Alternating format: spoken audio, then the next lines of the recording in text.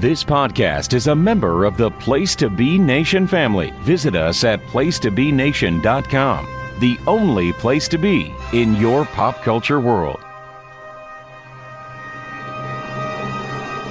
By popular demand, Place to Be Nation Wrestling returns to the Dirty South for Talk'n WCW, an episodic wrestler showcase designed to educate, evaluate, and entertain, with matches spanning the intimate stage of Techwood Studios to the heights of Space Mountain.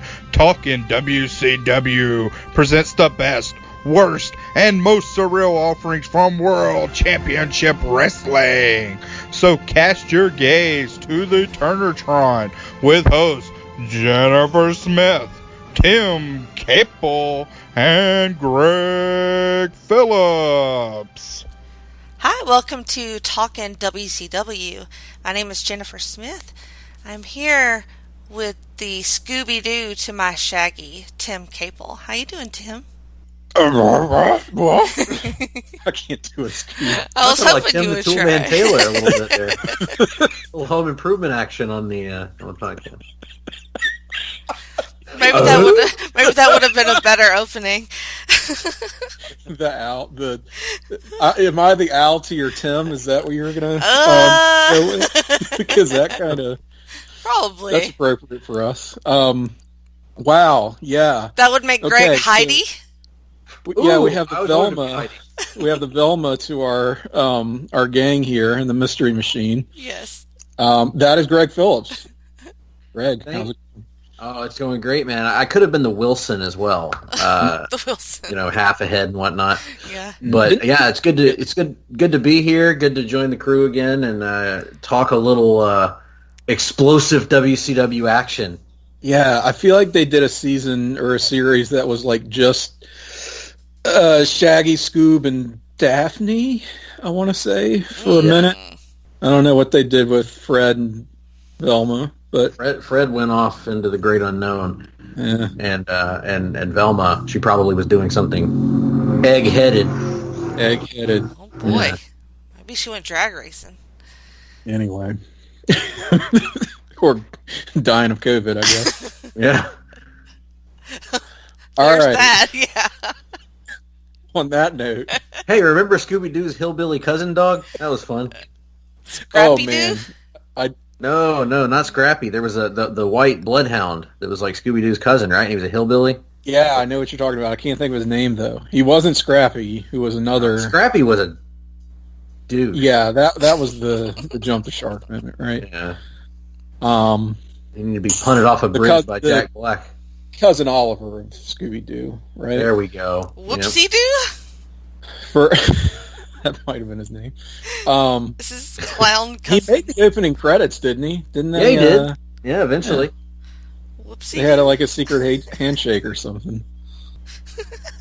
That show really peaked in its early seasons, though. Like the first 2 seasons of that show, or what I assume were seasons, were I don't know if they did that at that time, but the early episodes of Scooby Doo are like all good and everything, and then it's not.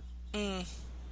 Well, speaking of Scooby Doo, tonight it's apropos because the subject of Talk'n WCW is BILL Goldberg. I was wondering how you're going to do that. I just wasn't. Well done. And this particular wrestler was chosen by me in our rotation. You might be wondering, why are you going to choose BILL Goldberg? Are you a huge Bill Goldberg mark? Back in the day, watching WCW, 14-year-old Tim, were you just marking out for Goldberg? You don't talk about Goldberg very much. And that's true. And I can't say I wasn't a huge Goldberg mark. I mean, I was into him, but I think like a lot of us, I sort of took him for granted at the time. And I go back and watch his matches and just that whole era of WCW now, and it's so easy to get sucked back into it. I'll be watching just a segment or just a match from like a 97 or 98 Nitro, and it just draws me right back in. I'm like, man, I know it was good at the time. Everybody was so into it, and now I'm just, you're sort of hurting for choices these days also, which is something else I want to touch on, but be watching a Goldberg match going, holy shit, This was so great, and this is what they don't do nowadays. Yeah. It's totally unlike anything else. Yeah, yeah.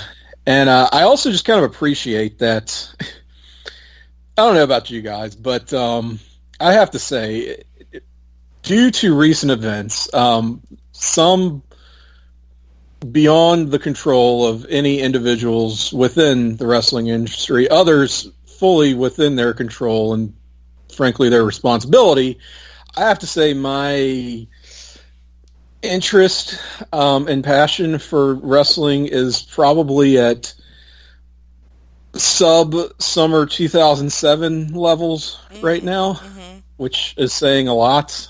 But in talking about Bill Goldberg, especially WCW Bill Goldberg, we have really a pure soul, right? At the end of the day, he's one of these guys who's just such a complete do-gooder, and the actual person, I mean, I think his in-ring work, say what you'll say about it, doesn't have the most sterling reputation, but just as a person, you don't really hear anything bad about Goldberg. Now, having said that, I'm sure by the time this show drops, we'll have any number of heinous allegations come to light. Wow. But as of the time of this recording, he seems like a stand-up dude. If I eat those words later, so be it. I'll eat them. But he's just someone who seemed to take seriously the concept of you're this larger-than-life, almost superhero type of figure in professional wrestling. And the way that you are being presented, just this basically conquering hero, like he took that seriously and sort of tried to be a role model, it seems, in his personal dealings. And it's sort of corny, but I think right now it sort of goes a long way. And it helped in sort of putting together this episode, at least for me. And some of the matches that I looked at and just the research I was doing, just saying, man, it's just awesome to see, like, it's comfort food, seeing these big-time monster babyface squash matches. And he's actually kind of a stand-up dude, as far as we know. So anyway, that's sort of my overall impression of Goldberg. That's what led me down this path of choosing him. Greg, I want to ask you, were you a big-time Goldberg mark back in the day, 97, 98 WCW, watching live? It actually fluctuated because at first, in the early part of 97, his push in late 97, I was a fan. I was into his deal because, man, this guy's killing everybody. This is, who is this crazy guy? He didn't really have a character. But then, as it often happened in those days, as he got more popular, I grew more resentful of him because all of my favorites were the ones getting steamrolled by Goldberg, like Raven. Raven was my favorite heel in WCW, and he got steamrolled. And Chris Jericho got steamrolled, and all these guys that I love were being, Bret Hart couldn't buy a push to save his life.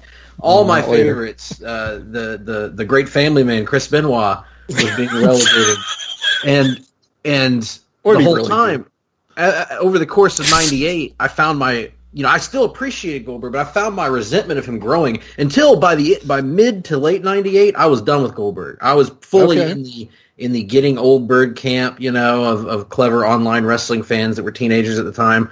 And I was just ready to move on from him. I was like, I'm done with it. They pushed him to death. I can't take it anymore. I was really, in some ways, 15-year-old me was kind of or 14-year-old me was kind of a precursor to the modern internet wrestling fan, where any wrestler that gets a push, no matter who it is, no matter how beloved, eventually you'll turn on them.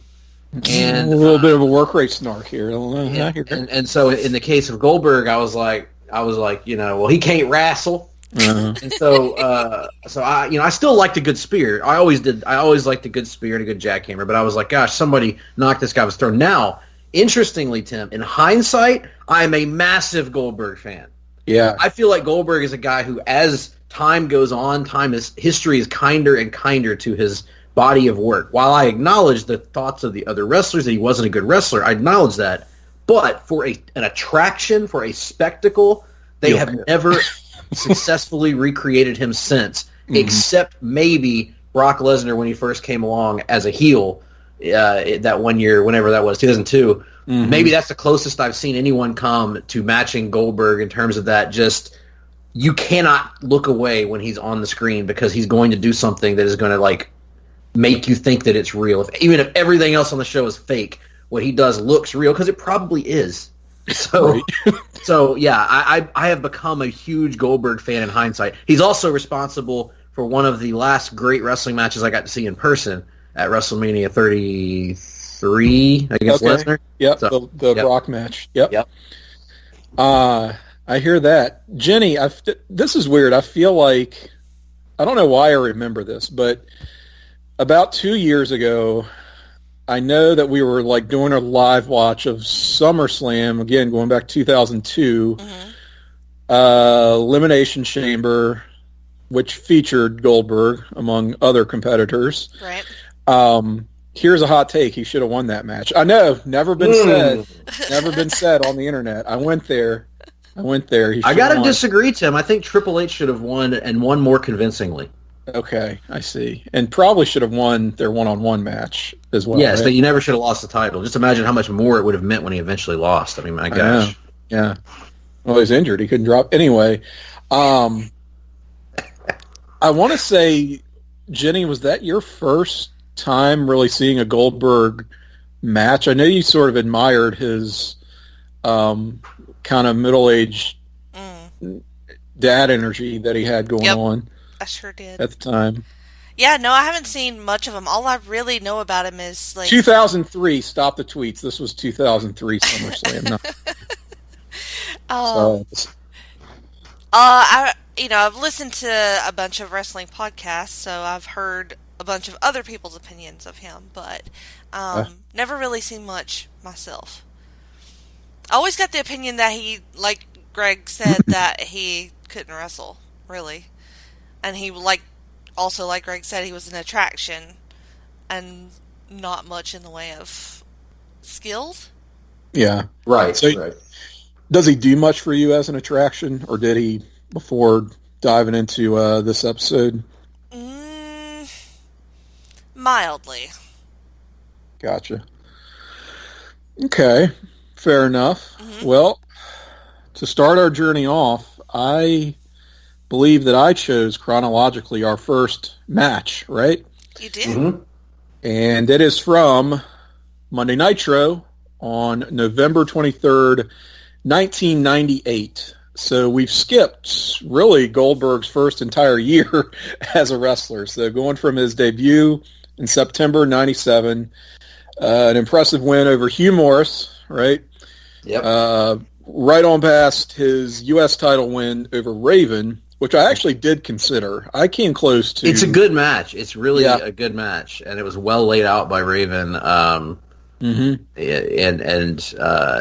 probably the best usage of the flock, I think, in that match. It's fun. It's sort of I don't know. The DDP match gets a lot of credit at Halloween Havoc, rightfully so. Which, spoiler, we won't be talking about. I guess you realize that now that we're already in late '98. This is after that. That's sort of credited as Goldberg's first real match, but I don't know. I kind of bring it back to that U.S. title win over Raven. It's not as good, but that was sort of, I think, his first proper match where it wasn't just a straightforward squash where there was some suspense that was built in. Still a foregone conclusion, I would say, but I mean, they still gave you enough reasonable doubt, I guess, with, you had multiple flock run-ins and he gets to run them over, which is fun. So I enjoyed that match. I thought it was maybe missing a little something. Like there are sort of some botches in there that it didn't totally fit right, presentation-wise. But honorable mention to there. I think that maybe doesn't get enough credit because Raven just never gets any credit. God bless him.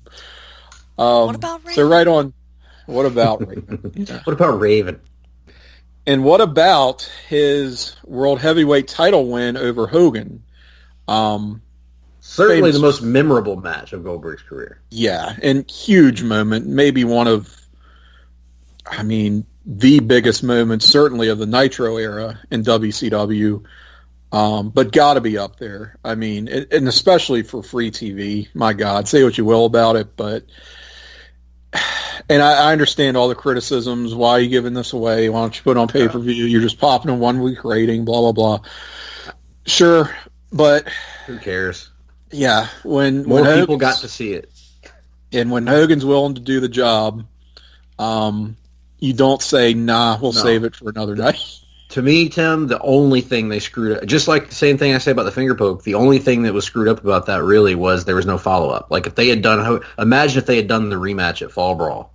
Like, then you're talking, you're raking in money hand over over other hand. And Goldberg and Hogan on Nitro was awesome, and it was amazing.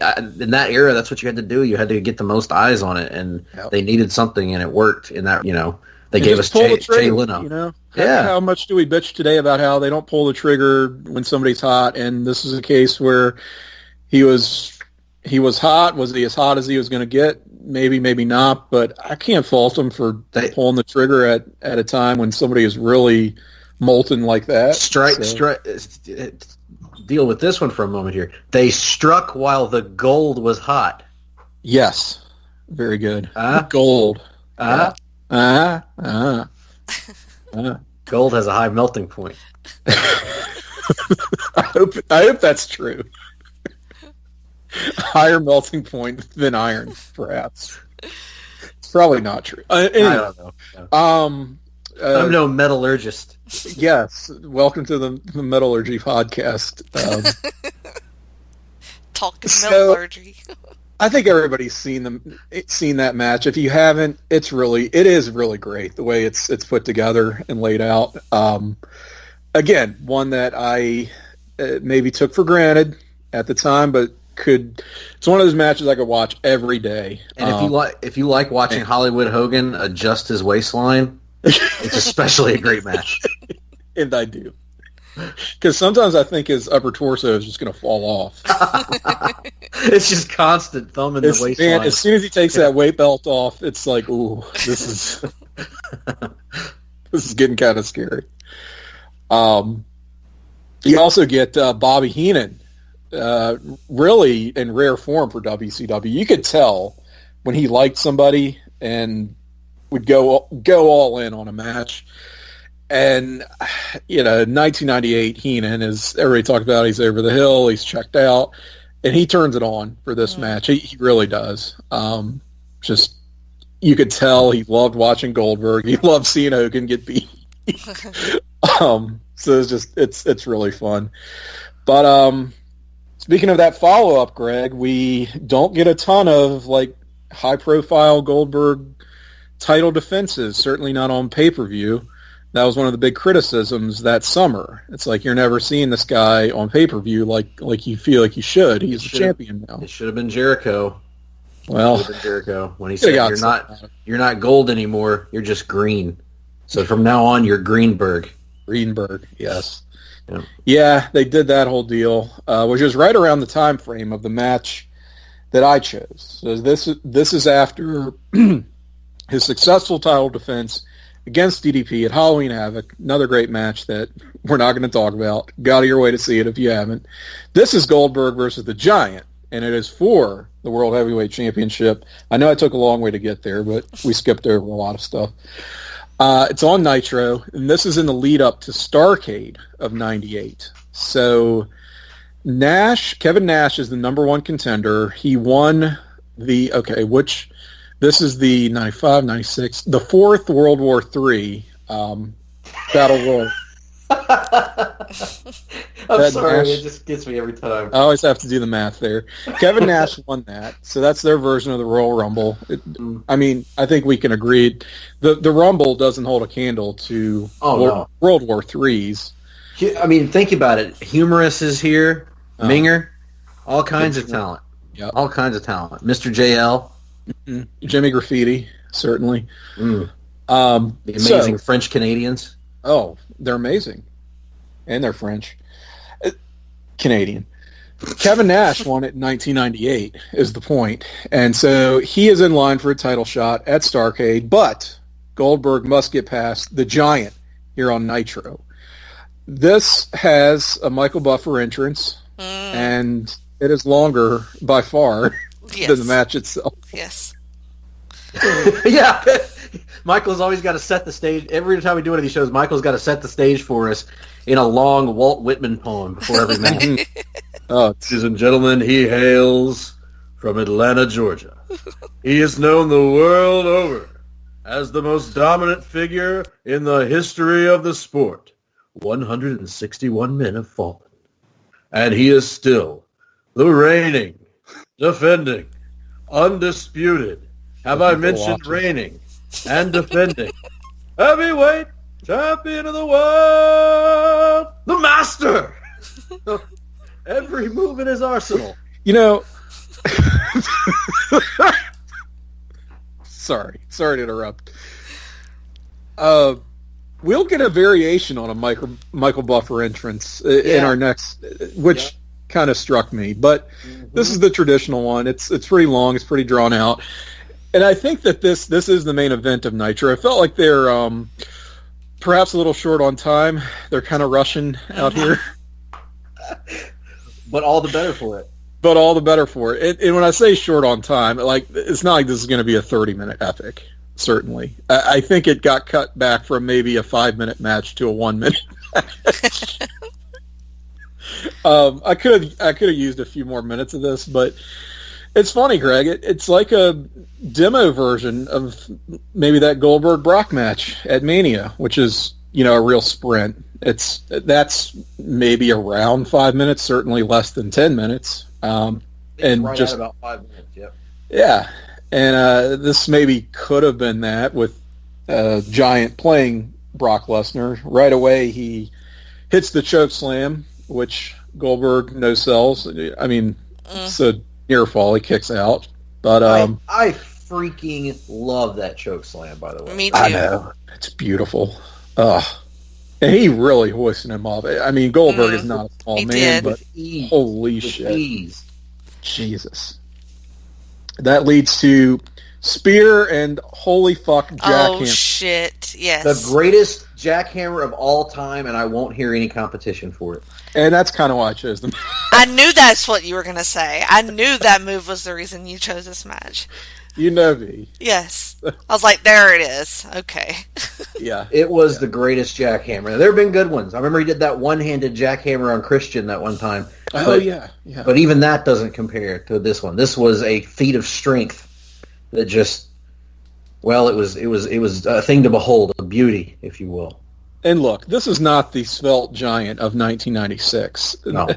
This is the rather more portly smoking Giant of 1998. Remember the smoking Giant? Of course, yeah. Who can forget the smoking Giant? He came out smoking a pack. Scott Hall came out boozing. It was an interesting time in wrestling. Legendary. What a great summer. Hawk fell off the Titantron. Okay, that was... that happened too, yeah. And you can tell, he gets a bit of help from Giant here, but... Sure. Oh, sure. Oh, yeah, he does.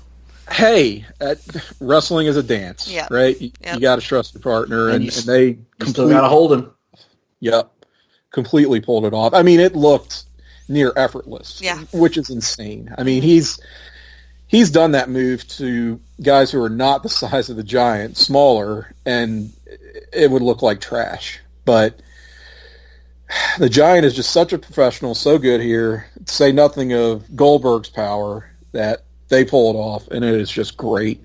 And, God, I just wanted to choose a match that would be representative of, like, a Goldberg squash, and this totally is. But I wanted to be more of a name guy, not just anybody. Mm-hmm. And more importantly, a real impressive power display. So this match, it just checks all those, and I don't regret it at all, given that it's, maybe 2 minutes at most, bell to bell. and they teased this. By the way, this match a couple of times on past Nitros. They had run a match between Goldberg and Giant, and it would end in screwy fashion, like a DQ, schmaz, count out, whatever it is, before he could hit the jackhammer. And here they kind of pay it off. So good stuff. Of course, you get Bam Bam Bigelow running in at the end, sort of randomly. In his sweatsuit. In his sweats. Yeah. Wow. What a treat. It was. Yeah, I forgot they were sort of feuding off to the side during all this. That was a weird deal, how it was. The match and the feud and story was Goldberg-Nash, and meanwhile they brought in the Bammer, which, I mean, it feels like you saved that. You can get something out of Goldberg-Bigelow, but maybe not at the same time as all this other stuff. Right. Especially with the NWO angle on the horizon. Yep. But no, this was my absolute favorite of the 3 matches that we reviewed. Really? Yes, I freaking adored this. I hadn't seen this since it aired, probably when I was a kid, and even as a kid that didn't like Goldberg, I was like, holy shit! Because every kid at school wanted to see Goldberg and the Giant go at it. I remember we used to do these like draw up tournaments, and I would draw up the tournaments in class and put all the current wrestlers in WWF and WCW on this giant tournament bracket and pass it around class, and everybody would vote. And everybody wanted to see Goldberg and the Giant wrestle, and we're always, wondering what would happen when they went at it. And so this was a big deal, a really big deal, one of the last big deal matches left for Goldberg at the time, and so and probably the last prominent match for the Giant before he jumped ship.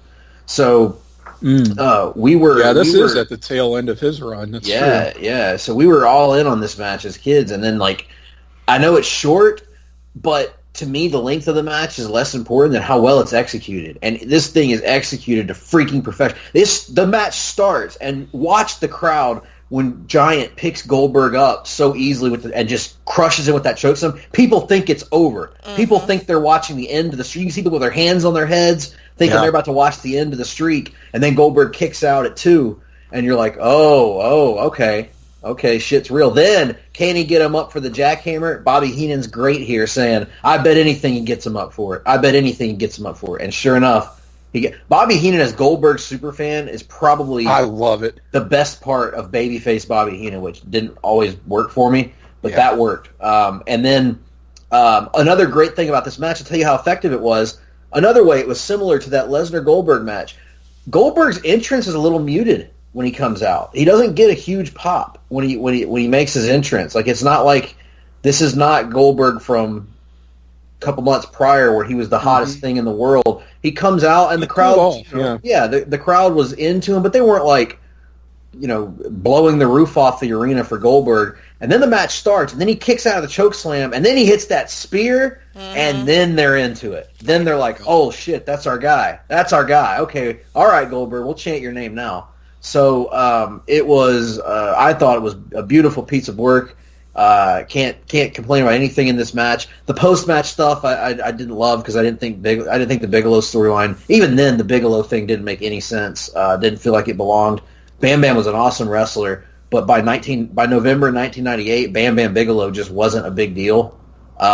He was kind of a mid-carder in the WWF the last time most people saw him, and so it just didn't feel important enough, especially when you got Nash coming in out there. And there's your main event for Starrcade. Great, have them brawl. But it was a very unusual time. But no, the Goldberg and Giant match was amazing to me. I love a good squash match, and this was like a competitive squash match that was awesome with a guy that never got squashed. Nobody did this to the Giant. Yeah, very true. Jenny, what were your thoughts? This one just kind of fell in line as to what I expected out of a Goldberg match, although except for that one amazing move. I was not expecting that one. But, the spear, I was expecting to see that. So I was like, okay, I see why Tim picked this. And, it was okay for what it was. You laughed in our chat I laughed after watching this. I laughed.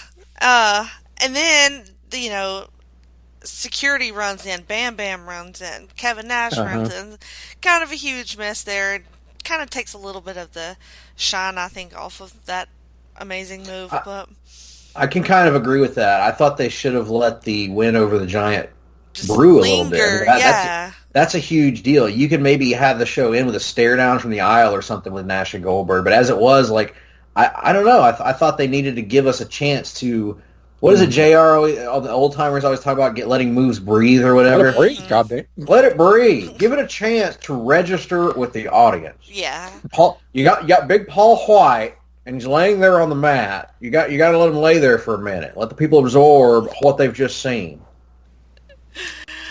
JR's not wrong. He's never been wrong. I mean, he never will be wrong. I don't mind the segment between them, but it probably didn't belong at the end of this match after that incredible display. I mean, my God, the number of security guards and actual cops and just producers who are out there, it is a sea of humanity that are trying to hold these two back. So I kind of enjoyed how they did it, but save it for the next week. Like, Nash and Goldberg gets a pretty decent build. Goldberg, of course, still riding high in the streak, and Nash being presented pretty strong. Now, you could say presenting himself somewhat strong because he had the book, but who gives a shit? A well-booked feud is a well-booked feud. So, yeah, that's going to bring us into Starrcade, but we are not going to talk Starrcade 98, where the streak ended. Nash won, and say what you will about that. Probably not the best person to do it. Certainly, the time to do it, I kind of go back and forth on. Like I said, Goldberg had cooled off a bit. It does get a pop, but, I mean, it's a title change. It's the end of the streak. You could say people are going to pop for that regardless. I personally thought it was the right time. I can tell you, at the time, as a fan, contemporaneously, I would think everybody in my online circles at the time were ready for a change. Like, it was just it felt stale by that point, and not obviously he was still getting reactions, but really, I mean, Kevin Nash was getting good reactions too. I thought maybe the time to do the change might have been DDP because he felt like the second most over babyface, but Nash was getting really good reactions. And one day we'll tackle the finger poke because I have strong feelings about that, which I'm sure you know, Tim. But I think there was still plenty of room to recharge Goldberg and get him past the idea of the streak as his only character and do some other stuff with him. Unfortunately, of course, as happens every time they end a streak gimmick in wrestling, there was no follow-up. Correct. And I felt the same way you did at the time. It's easy to look back and say, God, they still had legs with that title run in the streak, and why don't you push it longer? And yeah, it's an armchair quarterback kind of thing. But well, maybe if they hadn't ended Wrath's undefeated streak on Nitro for some stupid reason to build up the that was part of it. Yep, they could have gotten another marquee match out of it. But I'm sorry, not many people were excited for Bam Bam and Goldberg at the time, or Scott Hall and Goldberg or whatever they had down the pipe. There weren't a lot of guys left for him to go through. He'd run through the entire roster of talent. The Hogan rematch was always there, obviously, but sure. Anyway, we talk about Starrcade just to say that perhaps Starrcade is not the event for Mr. Bill Goldberg, because our next match that we're going to be talking about is from Starrcade 99, and a little bit of deja vu in many respects. The match itself, the outcome, and sort of the surrounding details. So this was chosen by you, Greg. No. This was chosen by Jenny. Excuse me. It was. Why would Greg match. do this to his hero? Yes. I would have picked any match other than this match. I would have picked Jerry Lawler versus Michael Cole. Yeah, or I would pick this match. Yeah. Well, sorry, Jenny. I think this was the other kind of obscure fact that I knew about Goldberg, which was very few. Like I said, I knew that he had kicked Brett and injured him in a match. And I didn't know when, what, where, what the circumstances were. So I figured, why not learn now, since I'm studying Goldberg? He mule kicked me. Yeah. Bill Goldberg I told Bill, just don't hurt me, and he mule kicked me. Kicked me as hard as he could in the head. I couldn't focus for 2 weeks after that, even though I wrestled Terry Funk in a hardcore match, and he hit me in the head with a trash can lid. So, I'm sorry, but we have to do it. Yep. You going to be okay, Greg? No, I'm not going to be okay. I'm not going to be okay. Because the hell of it is, it's not a bad match before the kick. It's really not. It's not. It's fine. Brett's doing his best. He's putting his effort in. He's getting something out of Goldberg beyond just a 5-minute match, and then it just goes to hell in a handbasket. Yeah. Hell in a handbasket. It feels like half of what could have been not necessarily a great match, but a really good match. Mm-hmm. Yeah. And it just sort of is truncated by the ending.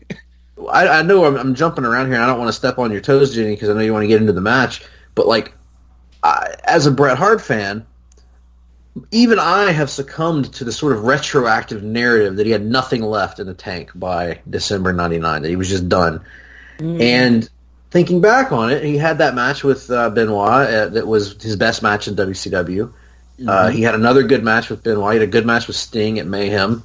And then you see this Sting at Starrcade, and the first moment of this match, he goes up for that damn press slam, which is, by the way, other than my favorite move, other than the spear in Goldberg's entire arsenal, is his press slam into the power slam. Yeah, it looks awesome. That thing is fucking... I almost think it should be his finish. Oh my God. Yeah. Especially when somebody goes up for it properly. Brett goes up for this thing and takes it, and I was like, that should have been the finish. He just should have finished Brett that quickly. My God, how do you get up from that? Lord have mercy. What a move. And then I'm like, okay, damn, Brett was into this. Brett was giving it his all. And then there were moments that went awry during the match, and then of course the dreaded finish. Well, yeah. I mean, I was surprisingly really enjoying Brett too in this match. He was a little bit tricky. Like he attempted this figure 4 leg lock around the post. Didn't really get it. It was kind of sloppy, but he was really working hard. I think he got a concussion off of that. He might have, because he before fell right to the ground on it. But he did clutch his head when he landed. But I thought Goldberg did a good job selling that for him, although it didn't really look like he got it in that well. Anyway, they do a lot of hard-hitting moves. He attempts another spear, but Brett ducks out. The Goldberg chants of DP dodge, right? Right, yeah. Goldberg chants throughout the whole match, which I will need to get you guys' opinions on those. Okay, as well, please. And then he gets him in the figure 4 in the center of the ring. Goldberg reverses it, and then punches him in the stomach in the corner. Brett knocks the ref down, and then comes the mule kick, and then the spear on Brett. I was waiting on it, and so I was paying attention to his reaction to it. Personally, I was like, "Oh, is that it?" Because I didn't think it looked that bad. And then I see Brett's reaction to it, and I was like, "Ooh, okay, maybe it was bad." How did you feel watching it again, Greg? Kind of the same way I did when it happened the first time. I was like, that was the not all the some of the moves. Honestly, some of the moves before that in this match looked so sloppy from Goldberg in terms of not protecting Brett that I was like, that I thought, God, it could have been any of these things. Because there's one point where he hits him with he just pulls him in like a short arm clothesline and just freaking takes his head off with the clothesline.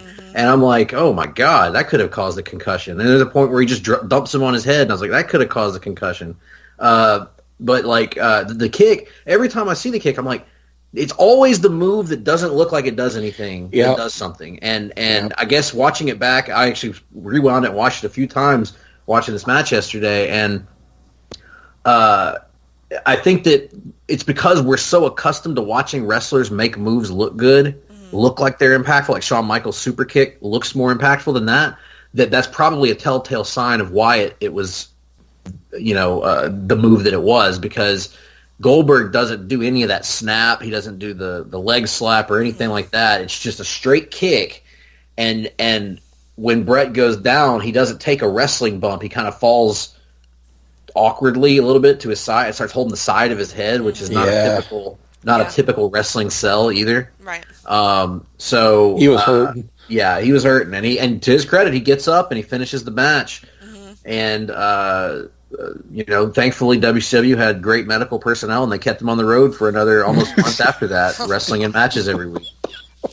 All right, so after that, Piper. Well, we went through several. What was this? This was so stupid, by the way. We went through several refs. Like the refs kept getting bumped out. I didn't really understand what we were doing with the refs. we take out like 3 or 4 refs over the course of the match.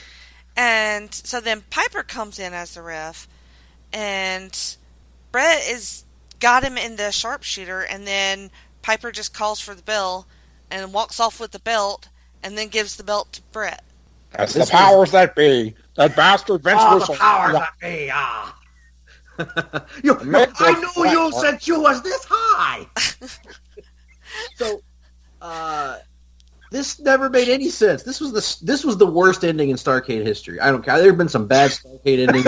This was the worst. How do you end a world championship match like that? I was hoping you guys would have a great story for me, but I guess not. Well, they're trying to play off of Montreal, which happened 2 years before this. And it was so dumb. So I have questions. Jeez. Roddy Piper comes out. He's dressed as a referee. So... Well, he just dresses like that all the time. Yeah, that's that's just the way I prefer to dress. Backstage, you just never know. You gotta stay ready. Shitty would give us a match with Bret Hart and Piper. And with Vince Russo, hardcore Vince Russo feelings, because that's what all this was about. This was peak Russo. It's a tribute to Montreal, right? One of several that we will see play. Like, that's such a go-to. They couldn't resist it for felt like about a 10-year period, right? We got to do a Montreal, some kind of allusion to the screw job, whether it involved Bret Hart or not. If someone was even Hart family adjacent or Shawn Michaels adjacent, they would do it. And, we do that here. Vince Russo is booking the show. He's not a character at this point, to my recollection, on television. He's referred the unnamed powers that be. Yeah, they do mention, like, that basically they come out and say, Vince Russo and Ed Ferrara are writing our show now. They do say that, at least on the first show that he does. But you don't see him. You have the story as the powers that be. You see him in like Dr. Claw fashion, right? It's sitting in the chair in the office from behind, and pulling the strings, all these machinations, and it's very work shooty in that Vince Russo style, where I guess the idea is supposed to be that the powers that be made Roddy Piper do this, and he went along with it because it's supposed to be a make good for the Montreal screw job. He's very reluctant to do it, but he does it. Yeah, I was buying his reluctance. He didn't try to explain himself. He just did it and walked out. And it should be noted that at least half the time, they were referred to as the powers to be. Powers to be, powers that be, powers to be, yes. All rather confusing. So it's okay. If that's the story, then this is premeditated. So what were they going to do if they hadn't taken out 1 million referees? Like, what was Piper trying to get out of doing it? Was he hoping he wouldn't have to, that it would just have a straight finish? But because they wiped out all the real officials, now he has to go out and actually... It's very confusing. And the next night, they don't put a lot of clarity to it. Like, Piper goes into a tirade on Nitro. Brett feigns outrage and says that he doesn't want to win that way. He holds the belt up and demands a rematch with Goldberg. He doesn't want to have the champion's advantage, so the belt is vacated. They do the rematch, and this is where the second in 2 years NWO Reformation happened around Goldberg. And this is why people get confused when they think that they didn't pay off the finger poke of doom because Goldberg hurt himself. No, that happened this year, not the year before. They just did the same story 2 years in a row. And this is the NWO Black and Silver is what we get out of this. Remember that? Mm-hmm. I had the shirt. Did you? Yep. It was Bret Hart, you know. Who was your favorite member of the NWO Black and Silver? Oh, certainly it was. Well, other than the Hitman, you mean? Yeah. Other than the Hitman, it had to be the chosen one. That's right. Jeff Jarrett is the best performer in this company, bro. It's as simple as that. Clearly. So, that is that. Yeah, like I said, I think it's half of what could have been a really good match, approaching great. I do think that Brett still had something to him in 99, and it felt like they finally started kind of doing halfway right by him in WCW. Like, they put the belt on him. He's having competitive matches. He's not a dickhead for once. For once. In his WCW career.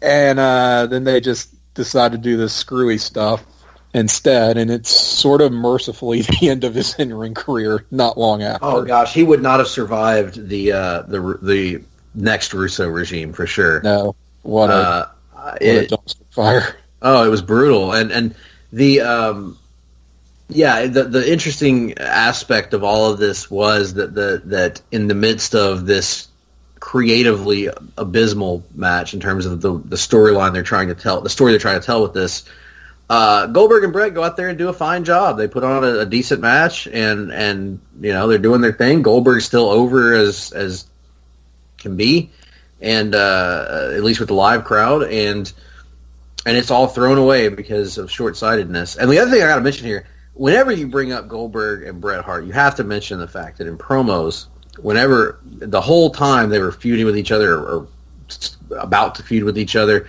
throughout 99, Bret would never refer to him as Goldberg, ever. Bret always referred to him as Bill Goldberg.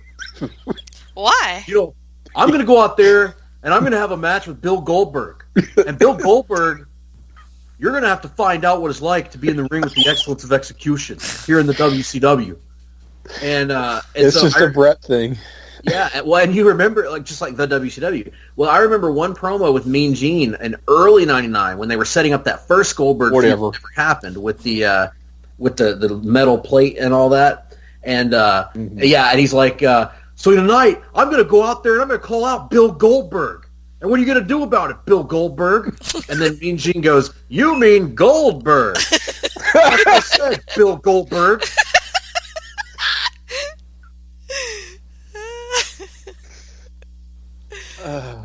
But you're right, though. I'm glad that you said it as we started this discussion, that in his book, Brett says that before the match, he did have a little conference with Bill Goldberg and just said, all he said to him was, Bill, please just don't hurt me. Just don't hurt me. And sure enough, well, you know, he kicked my fucking head into the front row. I don't know how that qualifies as not hurting me. It's pretty fucking hurt after that. Thanks, I wonder if the British Bulldog ever wrote a book about it. Yeah, I don't know why I said it. Like, he kicked Brett's fucking head in. Oh, Christ almighty. Why am I turning Scottish all of a sudden? Scottish Bulldog. Drew McIntyre was there in the front row.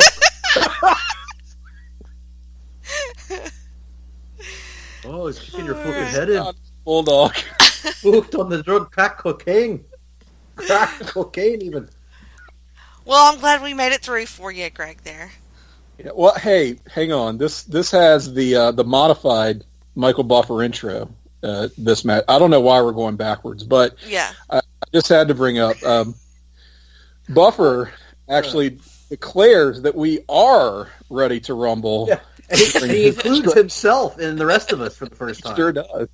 I didn't even catch that. Are we ready?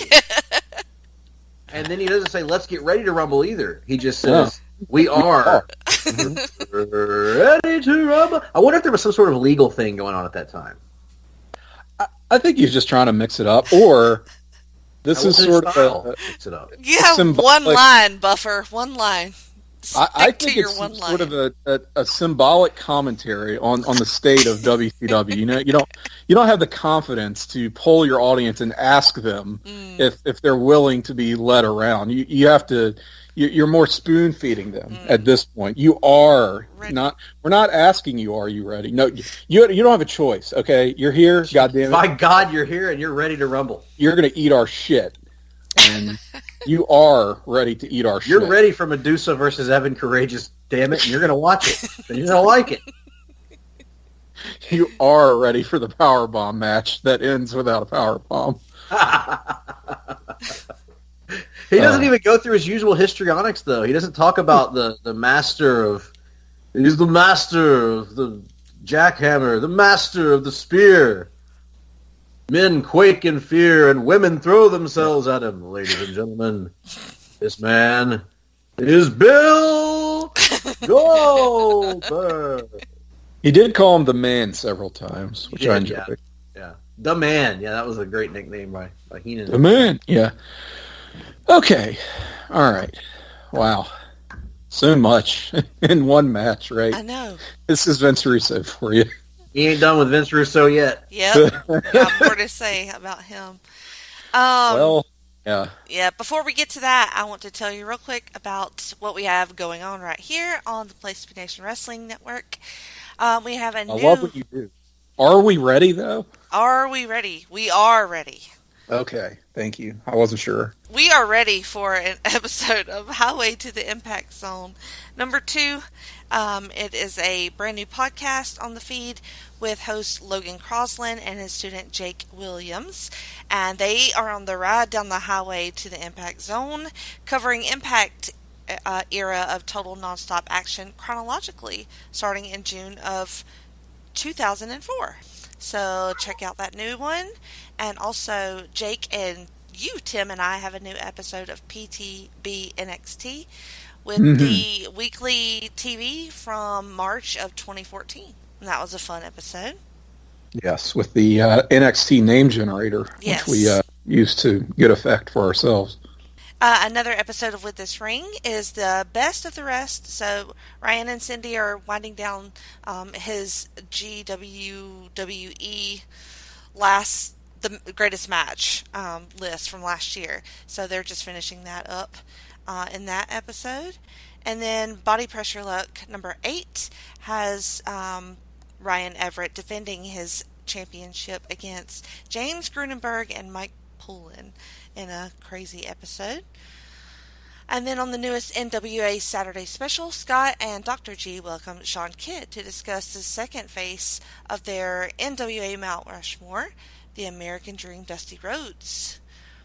On episode 151 of the main event, Scott, Nate, and Steve talk about Empty Arena Wrestling and is it worth it, as well as news on New Japan opening up again. No, it is not.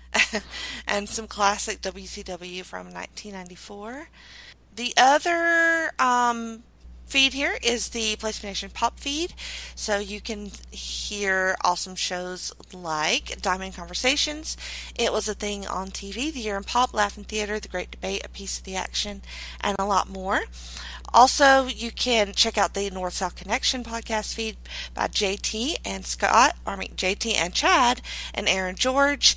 You can listen to Wrestling Warzone, No Holds Barred, The Extreme Three-Way Dance, Jeff Learns Wrestling, The Ruthlessly Aggressive Podcast, TNA Never Dies, and more on his feed. And we have officially kicked off the 2020 Stretch Project, so it is determining the greatest WCW match ever. You have until New Year's Eve to do your research and build your list. So check out the rules at GWCW Matches on the Facebook page or on the Pro Wrestling Only message board. The greatest greatest junk food tournament has concluded. And Doritos Nacho Cheese was the winner. What do we think about this result? I've said before, I don't really fault it necessarily. I choose to recognize as co-winners Doritos and Oreos because they won their respective regions, and I between salty and sweet like that. I think that's comparing Doritos to Oreos, quite frankly, is what it is. Well, you can't do that. Yeah, I have two issues with it. Number one, Oreos should beat anything. They're just yes, and double stuffed at that. Number two, nacho cheese is not even the best flavor of Dorito. Cool Ranch is way better than that nacho cheese. I don't know how nacho cheese advanced this far. I mean, I'm protesting. I actually have written a protest letter and sent it to the commissioner of snack foods, and we're going to see how it turns out. Nick Bockwinkel is his name. That sounds right. I think it's also easier to get a nacho cheese flavor right. You know, does Doritos even do that the best? You look at Cheetos. I mean, my fave would be crunchy Cheetos in the tournament. I understand they put up a good showing, but Doritos more iconic, sure. But Cool Ranch, I mean, Doritos, they get that right. I mean, that's chef's kiss right there. Mm-hmm. Oh, well, the next tournament is greatest song in a movie? Song from a movie? Yes, movie songs. Movie songs. So, check out our social media pages and participate in that whenever it starts up. Axel F. Also, you can go to placebnation.com each and every day. We have new voices and fresh takes bringing you articles on topics in the world of wrestling, sports, and pop culture, including Trent's SmackDown on Fox Report this week in the WWE by John Crow, Polly's Perspective, and Ben's Unpopular Opinion, and veteran columns like Glenn Butler's Wednesday Walk Around the Web. Can I make a comment real quick? Of course. About Tim's got his, or Trent's got his SmackDown report. Mm-hmm. I'm way behind because I'm kind of like Tim in the crowdless wrestling doesn't do much for me, unfortunately. Yeah. Crowd, but I did watch a match that I had heard about from 2 weeks ago. AJ Styles and Daniel Bryan on SmackDown, which Trent was talking about. I went out of my way to see it. Was excellent. I haven't seen really it yet. Freaking good. It was really freaking good. I was blown away. I would love to watch it without commercials, like just watch it the whole way through. And because I thought it was one of the first times, not the only time, one of the first times during the coronavirus thing where I actually got absorbed into a match and could forget the fact that there weren't real fans there. Yeah. I thought it was excellent. Yeah, awesome. I probably didn't love it as much as you did, but I would agree that of crowdless or crowd light matches, that one was sort of the exception for me, and it's better than like any of their matches that they had in their actual feud a couple years ago. I thought. Anyway. Yep. All right, so you can go to placebnation.com/Amazon, and it takes you right to Amazon and helps us out with no cost to you. Timothy, what do we have next for Goldberg? Well, we have, and this was chosen by Greg by process of elimination. We know this is Greg's match, but I just want to say that last but not least,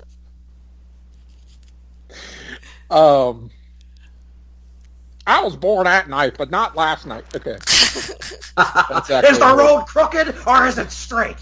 It's the Hogan line, not Piper, but oh, whatever. I could hear him saying that. What are we doing? I can hear Hogan doing the crooked or straight one too. Well, you know something, brother? Why don't you tell me? Is the road crooked or is it straight, dude?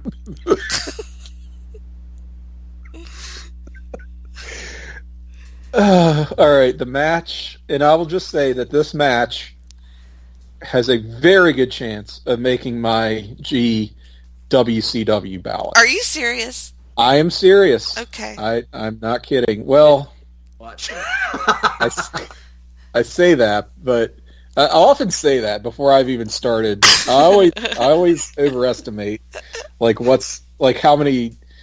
It's not a best of 500; it's a best 100. So I say, are you serious? Like somebody who's not putting the King of the Road match number one. Right. I mean, There this you go. This is a good match. I mean, I picked this match. I really liked it. And anyway, the match is Bill Goldberg versus Scott Big Papa Pump Steiner at Fall Brawl of 2000. September 17th, 2000 was the date.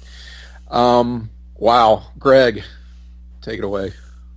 Well, so why did I pick this match? Why did I select this match? The answer is multifaceted. Number one, I'm a huge fan of Big Papa Pump, the character. Mm-hmm. I thought this was probably, no, not probably. By this point in 2000, Scott Steiner was my favorite character in WCW. Scott Steiner was one of my favorite characters in wrestling. He was the only character at that time. He and Ernest the Cat Miller, I felt, were the only characters in WCW at that time that felt like they could have left WCW and been in the WWF and not skipped a beat. Instantly been stars. Very true, yeah. And Big Papa Pump was cutting the best promos in WCW because you never knew what the hell he was going to say at a given moment. He was legitimately terrifying. People forget that because I was legit scared when I would go to WCW shows that Scott Snyder and Batman might Scott snap Snyder of Hanover. Wow. kill me. And Scott Steiner might snap and like kill some dude in the front row. In this case, the Buffalo Wrap you up Bills. like a pretzel, yeah. Yeah. So the dude was horrifying.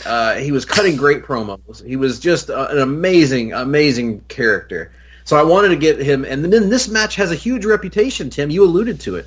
This is, by reputation, either Goldberg's best match or second best match, according to most fans of his WCW run. This is alongside this and the DDP match are the two that get talked about the most. And I had not seen this match in probably 15 to 20 years. Not 20, because we haven't gotten that far yet, but in almost 20 years, I probably haven't seen this match. So this is not one that got released a lot on DVD, right? Nope. Anything like that. So I was looking at this one, trying to enjoy it fresh, because I didn't remember much about it at all. I certainly didn't remember all the shenanigans about it. I remembered it being two big hosses throwing each other around. And as we've established on this show, I'm a sucker for any match where either of the Steiners get to throw a bunch of suplexes. So I picked the match for that reason. I also picked it because it comes from another era of WCW. We've seen 98.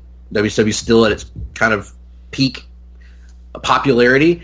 99, it's on the downswing, and then 2000, summer 2000, it's like, oh, it's done basically. We're just on the death march. We were the only two people still watching. Yeah, absolutely, and the only two people still defending WCW at this point. It's going to get better. You got to give it time, guys. The fat chick thriller is going to pay off. But this is now, and there's another thing about this match that I'll start before we get to the match because I have so many questions about this, Tim, that maybe you can answer. I'll try. When we start the match, though, I want to talk about the promo. Please. The promo before the match is one of the most amazing things I've seen all week in any medium. You got to watch it. Go and watch Scott Steiner, not Scott Snyder, Scott Steiner's promo before this match. It is amazing because it's exactly what I'm talking about. I don't know that Scott Steiner knew what the hell he was saying. Yeah. Just words and anger, pure concentrated anger and confidence come spilling out of him. And he closes it with a flurry that shocks even the unshockable and unflappable Mean Gene Okerlund, whose eyes go wide, his eyebrows shoot up his head. He can't believe that Scott Steiner has just said this. And Tim, you wrote it down, so I want to know, what was the exact verbiage that he used?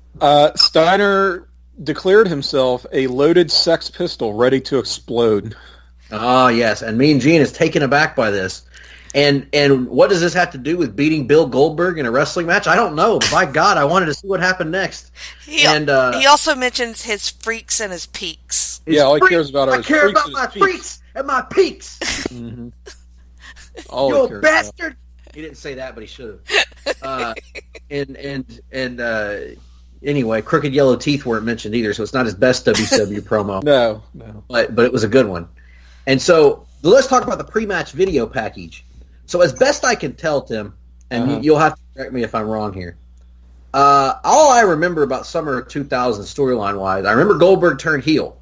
Yeah. And I believe that this is one of the only feuds I know of in wrestling where between one pay-per-view and the next, a feud begins with one guy as a heel and one guy as a face, and by the time they get to the pay-per-view, they have completely flip-flopped roles. I did have that written down, yes, that they have made a double turn, I believe, in the course of this, 1 month feud. And what?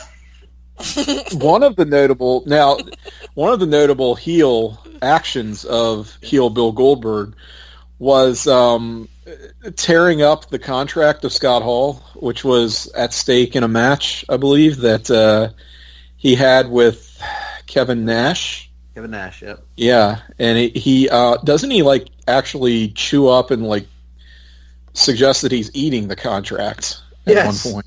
Yeah, so there's no possible way to recover it unless someone takes stool samples from him. Right. And that really and truly was the end of Scott Hall's WCW. He was never seen after. And it's great because when you look back on it in hindsight, you know now how much Goldberg hated Scott Hall in real life. I know. You see the glee in his eyes as he's eating this contract. Yeah. I mean, we hadn't seen him since,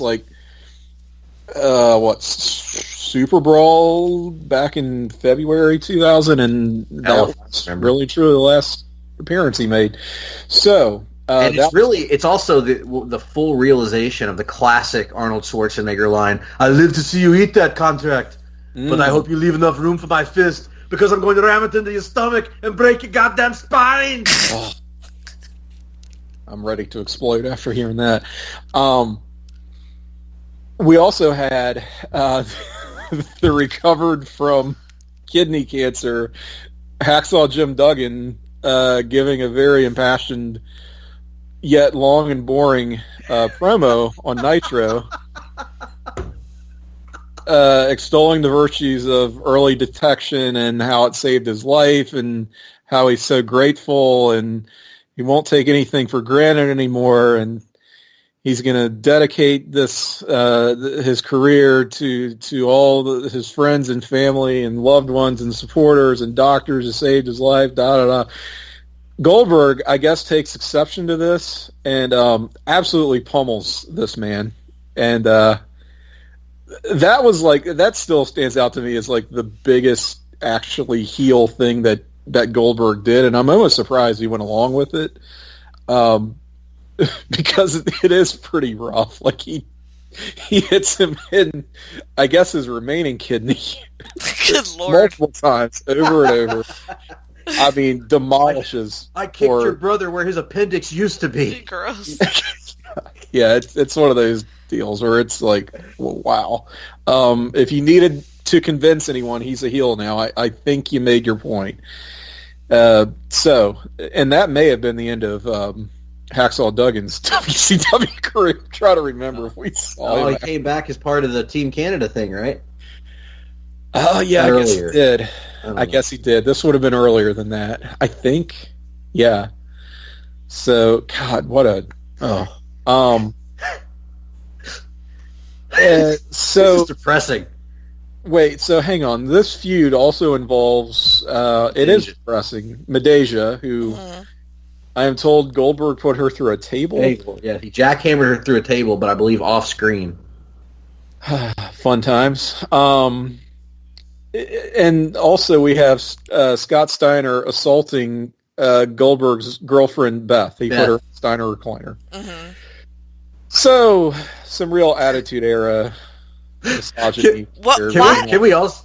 Oh, ahead, sorry. I was just going to ask, later on in this package, they show Goldberg getting handcuffed to a bus.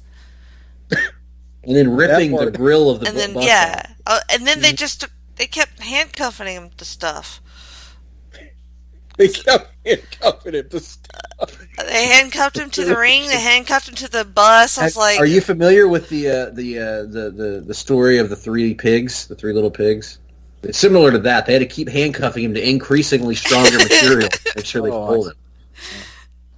But no, so all of that's going on. You got Medeja's involved, but then at some point Goldberg now is the babyface because now his girlfriend is in danger from Steiner, who's gone too far in his retribution, and has now gone over the line with this fictitious girlfriend of Goldberg named Beth. And also, by the way, I love Scott Steiner. I love Big Papa Pump, greatest character, one of the great characters in WCW history, in my opinion. But is there a worse submission hold than the Steiner recliner? It's up there. It's bad, but the thing of it is, they do keep it very protected. Protected, yeah, they protect it, but it's like it's one of those moves that's protected that you wish wasn't protected. I know, because it just sucks. Yeah, it's just like John Cena's finishing move, the whatever it was, STF. Right. Yeah, it's a bad version of a not very good move to begin with. I guess it sort of fits his heel character. Like, you don't want to see him, well, for many reasons. You don't want to see 2000 Scott Steiner doing Frankensteiners. But as a heel, you give him a submission, kind of makes sense, power move, but it's never looked great now. Guys should have just let him do the Steiner screwdriver to them. Oh, that's all I'm saying. Let him do it all. Okay. Steinerized. Yeah, there you go. Hey, Conan took it. Yeah, he sure did. Allegedly. But no, so this match is it doesn't make the build up doesn't make any sense. I'm turning into Vince Russo. Steve, bro. It all made sense if you paid attention, bro. See, Goldberg was a heel, but not too much attention. Bro, it's just wrestling. It is just wrestling, bro. Who cares? Did it work for that audience? The answer is yes, bro. Bill Goldberg was a heel. Bill Goldberg turned babyface. Turned heel again. He turned babyface again. Who cares? They were fighting each other like men. They weren't fighting over prop titles that didn't mean anything. People in masks can't get over. That being said, I gave Scott Steiner a mask. He does have a mask. Yeah, he does. Is it a protective facial covering? Yes, it was a face guard, similar. But it's stylized. I liked it. Yeah, he looked a little bit like the Phantom of the Opera. Yeah, it's hot. It's sort of like when The Undertaker broke his orbital bone that time and had to wear that goofy-looking Phantom mask for like half a year. So Steiner... He's he's ready for a fight. He's spoiling for a fight. He gets out there. He's yelling at Dave Penzer, No Neck Penzer as he calls him. He's yelling at the Buffalo Bills in the front row. Neck, some bitch. Yeah, threatening to slap them and beat them, and he's probably just loaded with steroids at this time as well. Yeah, one of the announcers says juiced up on adrenaline. Yeah, it ain't adrenaline. That's some of that androstenedione or whatever. But so Steiner, he's rumbling and he's ready to fight against his nemesis that he hates for reasons, and then Goldberg comes out and he makes his typical babyface entrance. So he's clearly a face now. The crowd's 100% on Goldberg's side, except for the one guy holding up a Scott Steiner rules sign that Steiner promptly threatens to beat up.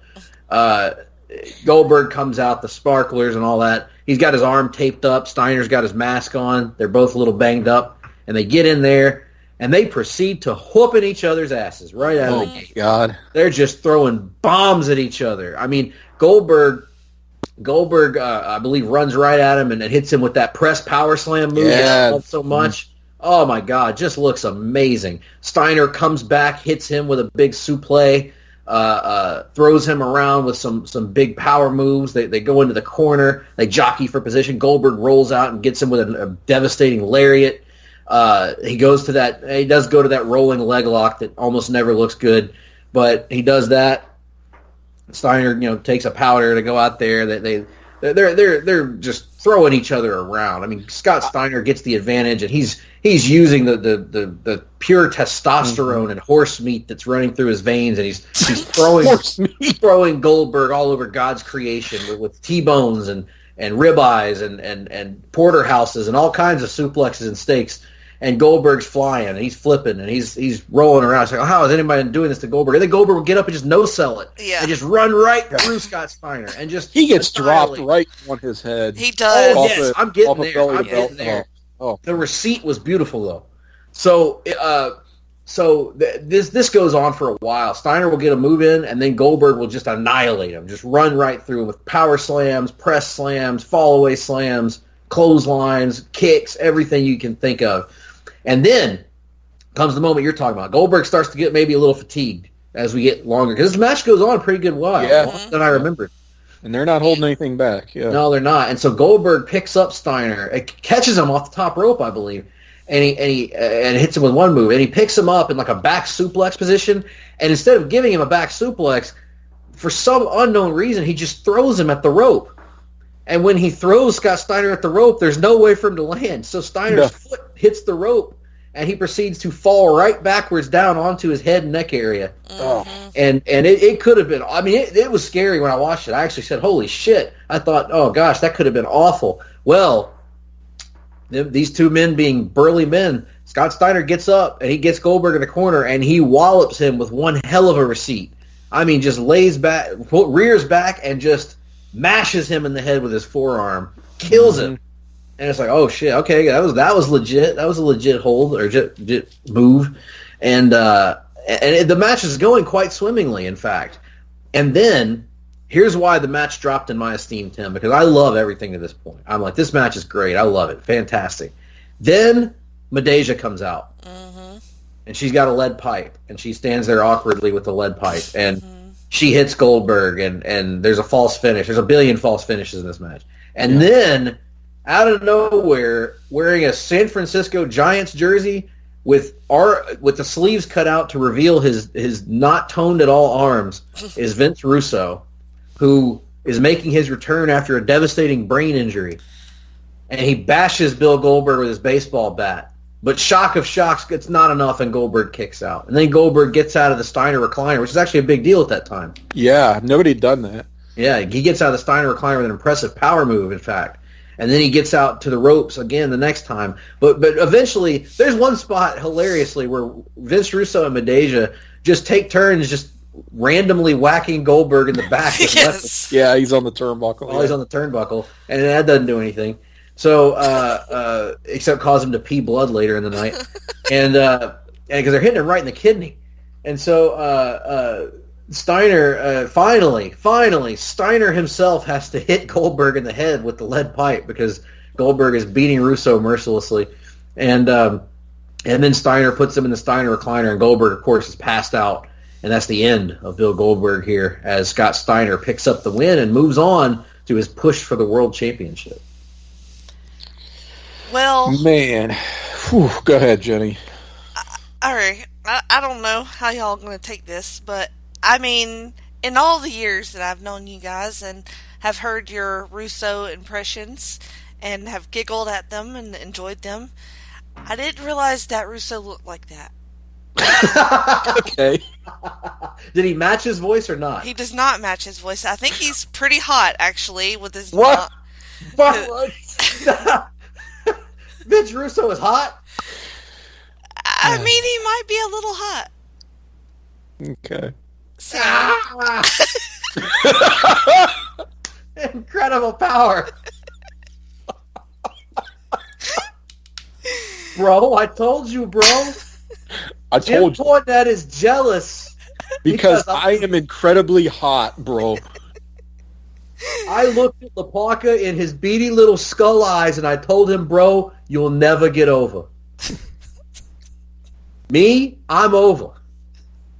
You're not incredibly hot like me. It's so.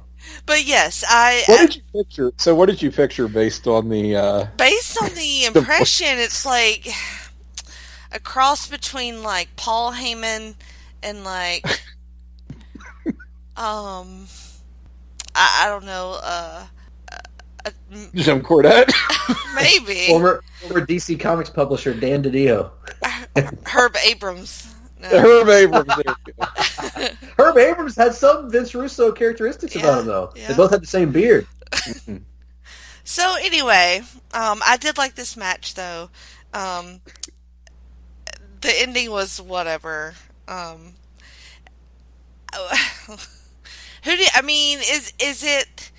Is it feasible that Big Papa Pump wins this? Does it seem like he should have won this match against Goldberg? I think it's feasible. I think, here's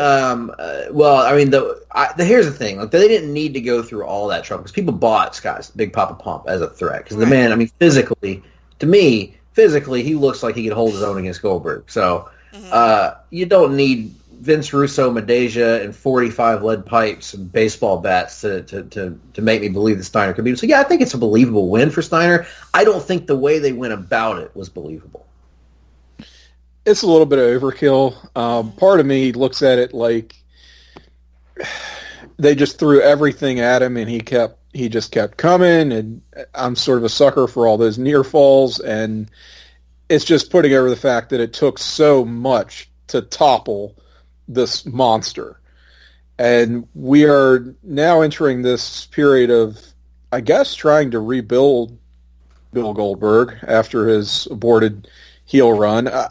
I don't know if that's Russo trying to course correct, realizing he fucked up or what, but we're getting both these guys on the path that I think they should have been on, which is Steiner as just the evil bastard dominant heel, eventually champion. He did need this big win, and Goldberg, even this is post streak, but he'd still been very protected. Like, he did not do many jobs at all. Certainly not in singles matches like this. Like that one that Bret Hart of all people is the person with the most singles wins over Goldberg for some reason.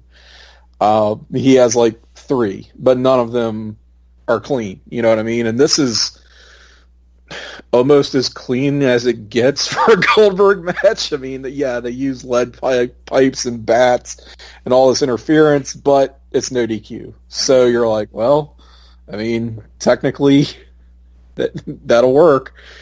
And I loved seeing these just two hosses throwing bombs at each other, throwing each other around with reckless abandon. That's like my favorite style of wrestling, honestly. And when it's done well, and I think for the most part it was done well in this match, it just gets me going.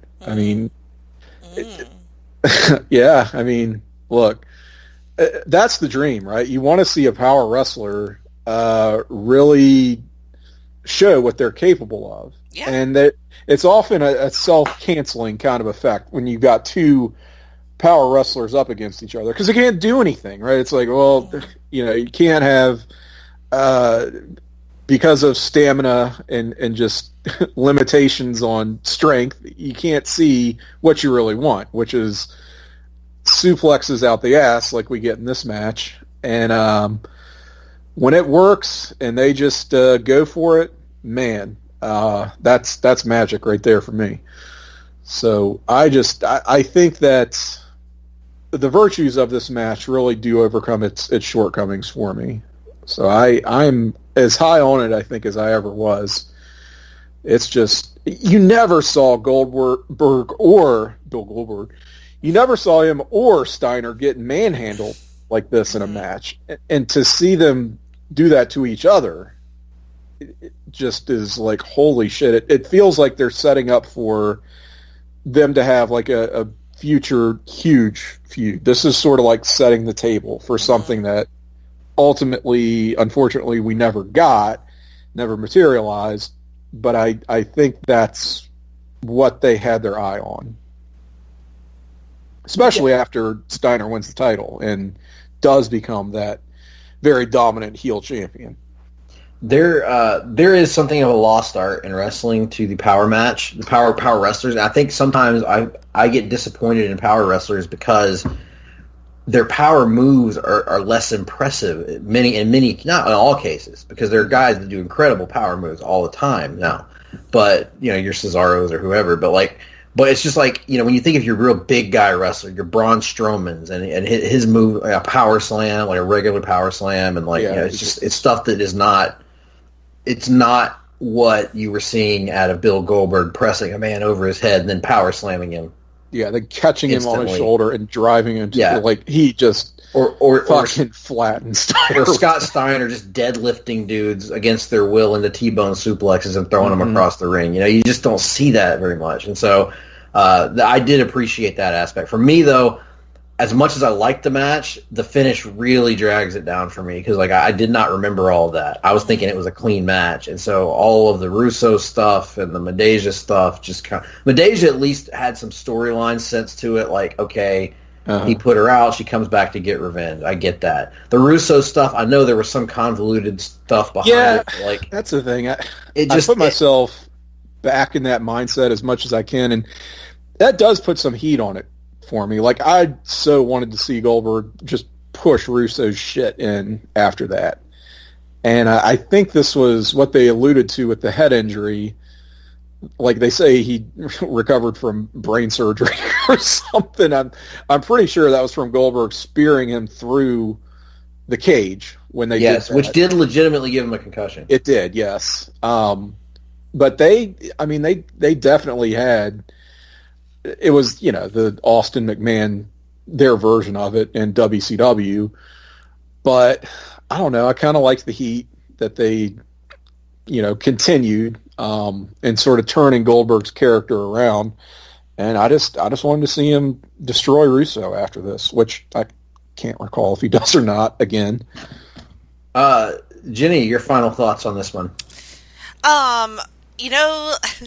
This is a little petty, probably, but I feel like the promotion was, like you guys have mentioned, on its last legs. It did not have much money for production value because their interviews are in front of, like, a chain-link fence and, like, a little tiny sign that says Fall Brawl on it. The backstage area. It was awful. It looked horrible.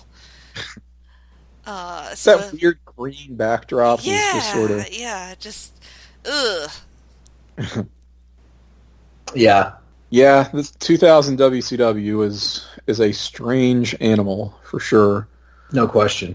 So now that we've gotten through 3 matches, kind of looking back at Bill Goldberg's sort of latter stage WCW career, any ideas or any thoughts that kind of came up about Goldberg? Jenny, you have probably seen the least amount of Goldberg of all of us, and what were your thoughts of watching these 3 matches? Did you come away with a greater appreciation, a lesser appreciation, or are you still kind of on the fence about how you feel about one Bill Goldberg? I would say probably a greater appreciation.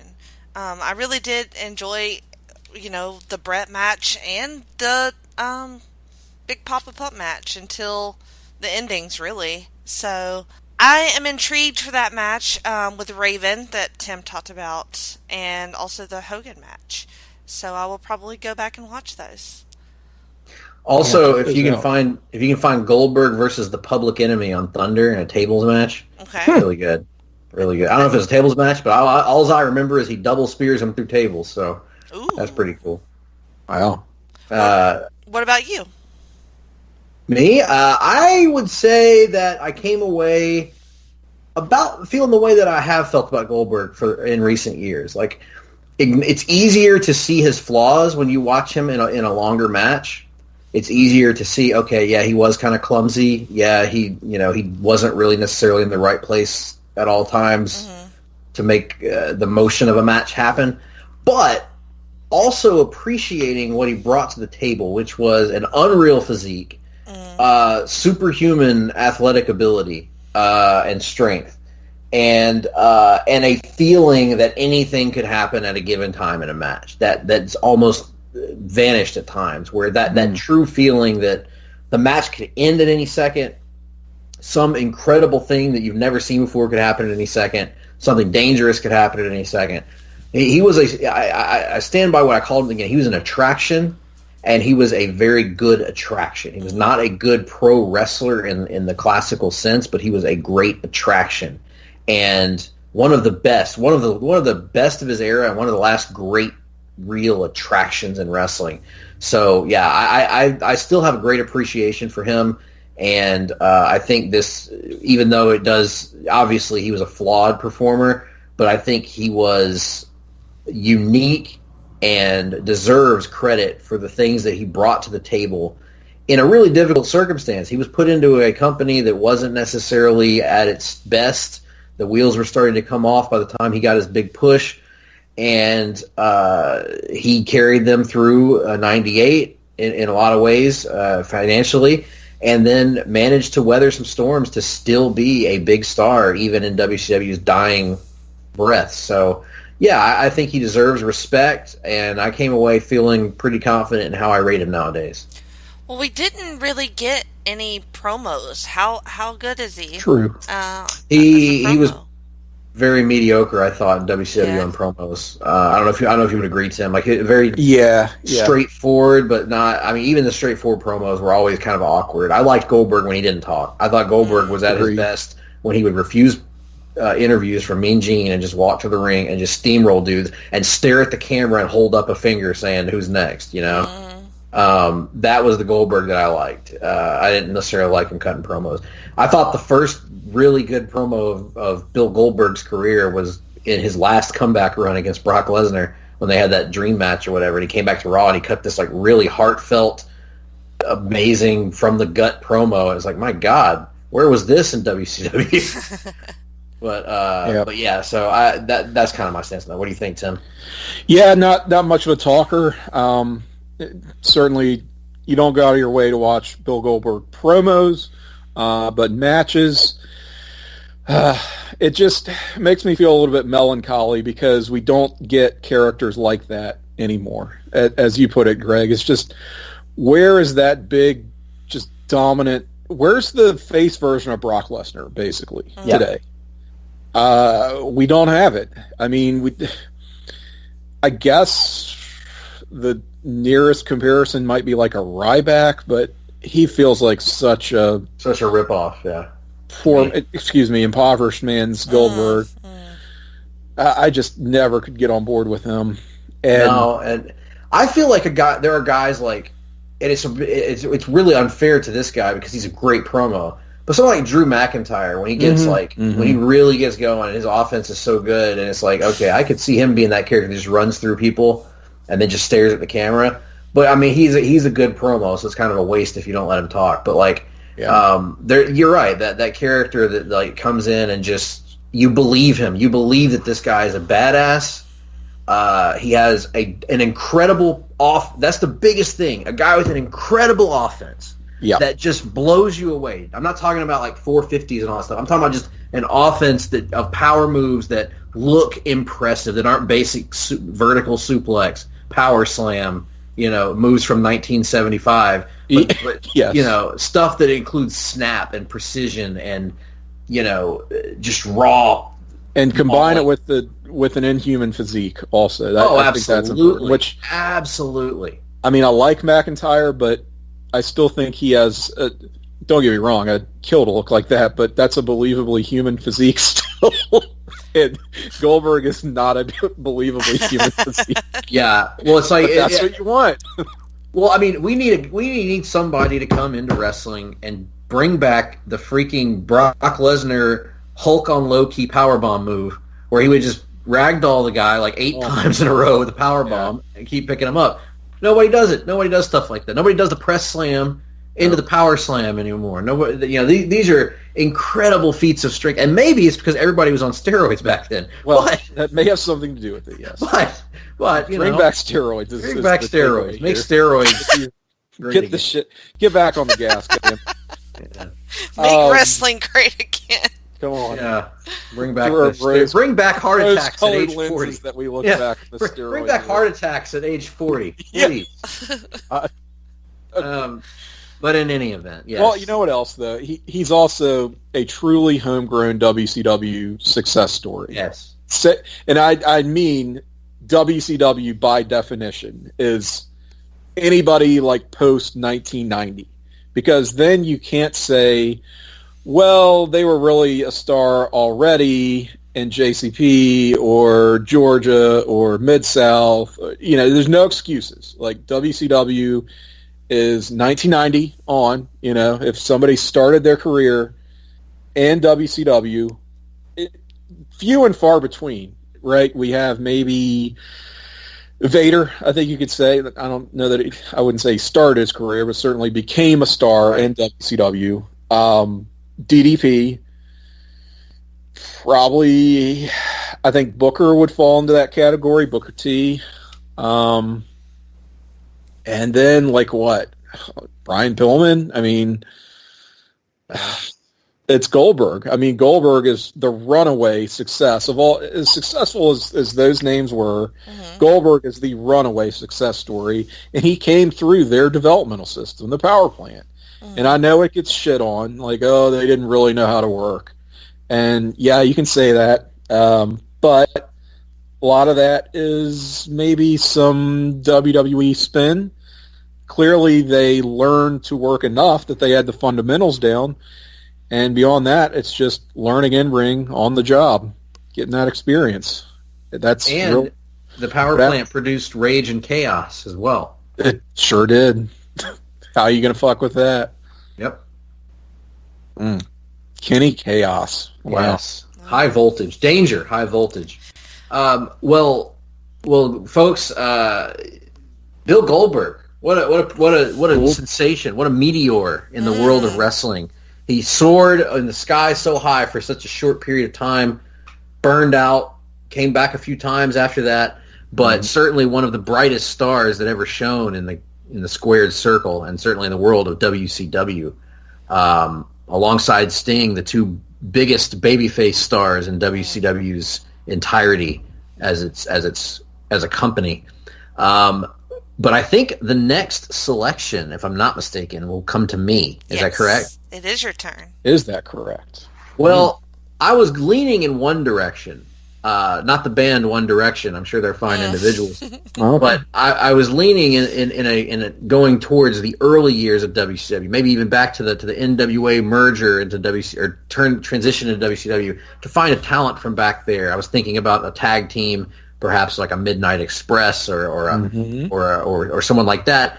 And then I got inspired by this show, by this episode in particular.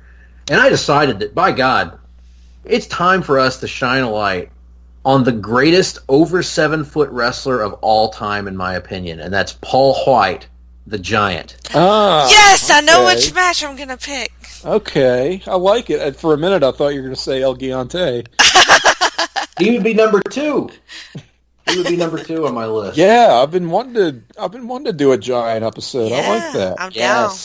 Yeah, I have been won over. I'm a big fan of the Giant, the Big Show, whatever you call him. I think he's underrated historically. Best big man in the history. Oh, he is so good. He's the best super heavyweight. He's just amazing. And his WCW run was awesome and doesn't get the credit that it deserves often enough. So we're going to do the Giant, and it may all be from 1996. I don't know. Nope. But Jenny says no. Okay. The guy had a great run, and I think we've seen, and maybe I'm in a power wrestler mood because we watched Goldberg tonight. And we're going to watch maybe WCW's second best, third best with Vader, sort of squash match power wrestler. And I'm excited about it, guys. I think it's going to be a fun episode. Me too. That is. Cool. All right, I like it. Well, Greg, do you want to give us an update on your return to podcasting? The latest update is that there is no update. Great. I am still treading water at the moment, and I am currently reading. I'm reading again a little bit, but only a little bit at a time. And so trying to test the waters of a possible... Less you read, so that helps in some respects. Certainly, and I'm trying to reread some of the books that made me fall in love with comics to kind of bring me back a little bit. And it's been tough because it's hard to motivate myself much to do anything, because I really like doing nothing. I've really become a fan of doing nothing. And so then because you got to work during the day, and work is a friggin' hellish agonizing existence that I would, if only I didn't have to pay bills, I wouldn't do. If I had my choice, I would just do nothing all the time, because that's what I now do when I'm not working. I just sit around and I do nothing, and it's kind of nice. So I don't know. I will probably be back at some point, but we're still kind of testing the waters. For now, I'm wandering around watching things on television and just enjoying occasionally enjoying life. So that's good. That is good. What about on the Twitter? Oh, Twitter at gphillips8652. I primarily have been I'll tweet about wrestling and stuff like that and retweet things, and it's really difficult not to wade into the cesspools of Twitter. But it's something that I find myself checking less now than I did maybe earlier in the year. But nonetheless, I am there, and you can find me. And if you follow me, I will follow you back, unless you're a creep. Don't be a creep. All right, Tim. What about you? What about me? What about Tim? Yeah. I do a couple of podcasts with you, Jenny, on your feed called The Jenny Position. I'm sure you're going to tell folks more about that. But the two shows that we have over there, Talk'n Pop, and our most recent episode was with our friend Calvin Crowell, not a name that many listeners may know currently, but you will certainly know it and never forget it if you listen to that episode of Talk'n Pop. It's an all-timer. Wow. He, let's just say he held nothing back. We often, this is a look behind the curtain, folks. How the sausage is made. We always ask our guests on Talk'n Pop if anything is off limits, and usually, sometimes we'll get specific responses. Hey, I don't want to talk about this thing, or I just want to stay out of this particular territory. Callan said no, nothing is off limits, and wow. I don't know how he feels about it now, but I don't know if he's listened back or not, but we sure enjoyed it. We did. We hope that the listeners do too. We also, Jenny, do a podcast called The Journey Through Infinity. This is borrowing or perhaps stealing a page out of the Hard Traveling Fanboys, Greg Phillips' your old playbook, where we are going chronologically through all the films in the Marvel Cinematic Universe. We are up through Captain America, The Winter Soldier, our most latest episode of that having dropped. So you can find that on the Jenny Position. You heard about PTB, NXT on the Place to Be Nation wrestling feed, Jenny and I with Jacob Williams. And we covered some episodes of TV. We're still in 2014. We're post Arrival, not Takeover, but Arrival, and covering the fallout of Arrival still with the weekly shows. And we're trucking through, what are we up through? April, May 2014? Gosh, I don't even know the months at this point. We just watch episodes to talk about it, man. And, yeah, I think that's going to do it. All right, you can find me on Twitter at Jenny Position, and I have a Facebook page as well. Lots of fun stuff on that feed, like Tim said. Episode of Freak Out Drive-In should be on there, and I think... Oh, God, I don't even know which one I'm on. So, anyway, it'll be fun, regardless. I should have looked that up ahead of time, and I did not. Breaking. I am told that a brand new podcast has debuted on Place to Be Nation Pop. It is called Blockbuster Rewind, right? Mm-hmm. And I was a guest. I won't be on every episode of that show, but I was asked to join for the debut of that show, which is going to be hosted by Andy Atherton, Eric Eels, and Scott Shiflett. They should be on each and every edition of Blockbuster Rewind. But we talked about the first blockbuster, appropriately enough, summer blockbuster, Jaws, taking it back to 1975. And, of course, we covered all the sequels. Most of our time spent on Jaws, the original, but, of course, we had to get our sequel love in. And that was a really, really fun show for me to do. I was so happy that the guys invited me on because I love talking some Jaws, even on shows that aren't related to Jaws. So that is now available, I understand, on the Place Be Nation pop feed. Good job. I'll have to listen to that one. There's also a new episode of the Extreme Three-Way Dance on the North-South Connection podcast feed, so check that out. We did Three-Way Dance 1995. That was a good show. Awesome. And that's it. Good night. Goldberg's going to have a good one after I kick his skull in.